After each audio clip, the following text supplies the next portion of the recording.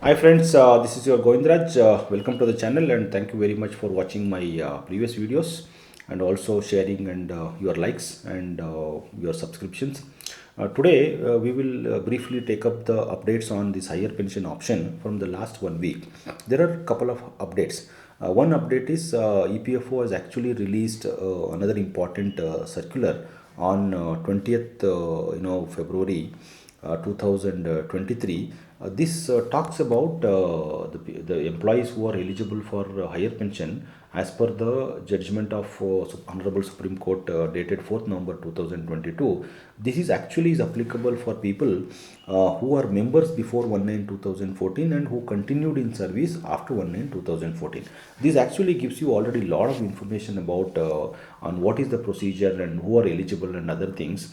So the paragraph 4, which clearly says people who could not exercise the option under earlier para 11.3, because this para was earlier as available before 1/9/2014, but because of this pending cases and other things, a lot of people could not exercise. Now, as per the judgment, they have been given an option.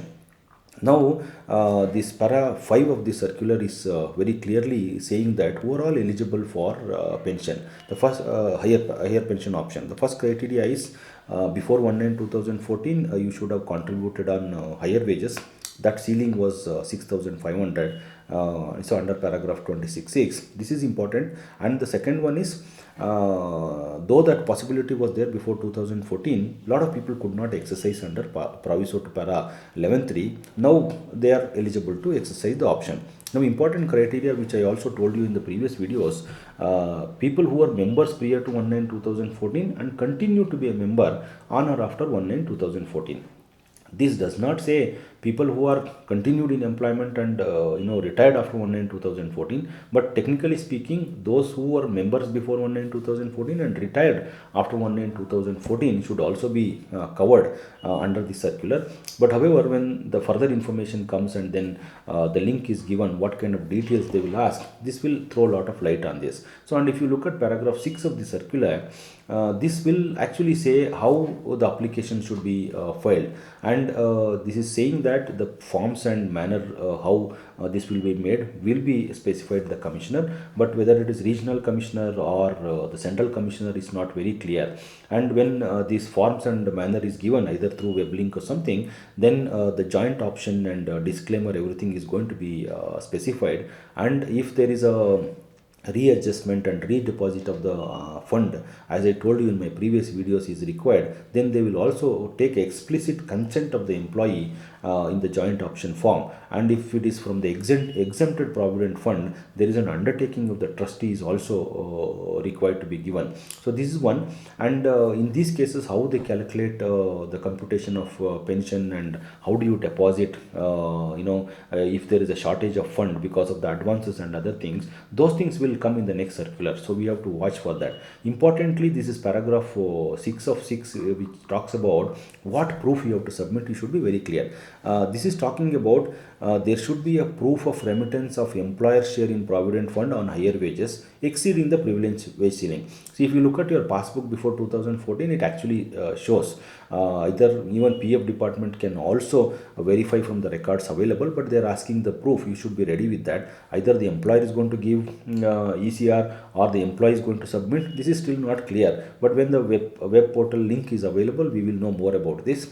Another important is proof of joint option under para 26(6) of EPF scheme duly verified by the employer. This is about paragraph 26(6), which I already talked in the previous videos. Whether approval and other things are going to mandatory is still not clear, but according to my information and legal interpretation what I gave you, I don't think EPF will ask any previous approval or not. But they are going to ask you joint option under para 26(6) now, so that the employer should be keep it ready, this form already, so that you can facilitate your employees within time. Now, when these applications are received, how they are going to deal and what are the timelines? For this, paragraph 7 will definitely give you more details. As per this, those applications when received in the time period specified in the joint option form will be dealt with in the following manner by the regional PF commissioner. So this means once they give you the link and the procedure, there will be a timeline fixed. As far as the Supreme Court judgment is concerned, 4th March is the deadline. But 4th March is not going to happen. So therefore, according to my information, there will be a deadline, extension of deadline. So according to my knowledge, 2 more months up to May 3rd, the deadline will be increased. So we have to see further information from the circular. But if they don't come back with any extension, then you have no, you are left with only the deadline what is available. But according to the information what is there, they are considering for an extension of time. And the circular also is making it very clear that the joint option form is going to tell you the time limits.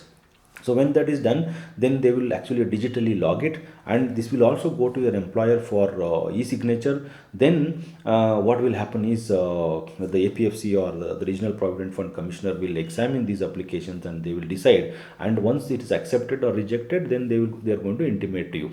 And if any employee come up with any grievances, the circular also says that the grievance can be logged in EPFI GMS portal for the appropriate redressal.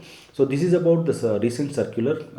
I am expecting more information about this in the future days. But if you go back to the portal, especially EPFO portal, it is actually showing a running banner which says that the online link for people who have joined after one, who are before member, who are members before 1/9/2014 and continued and eligible as per paragraph 44, 3, 4, and 5 of Supreme Court judgment. This link is shortly gets announced. This is what the running banner is already showing. This is the information. So if you go to member portal, and there is a new link is already getting, and this link is actually for people who are retired before 1/9/2014. And then if you click, there is already information is showing that as per the directions of the Supreme Court, and people who were in service prior to 1/9/2014 and continue to be in service on or after 1/9/2014 but could not exercise the joint option under erstwhile proviso to para 11(3) of EPS, online facility for filing joint option is coming soon. So therefore, the EPFO is all prepared to give us a link, and then which you can apply. And this process makes it very easy for employees to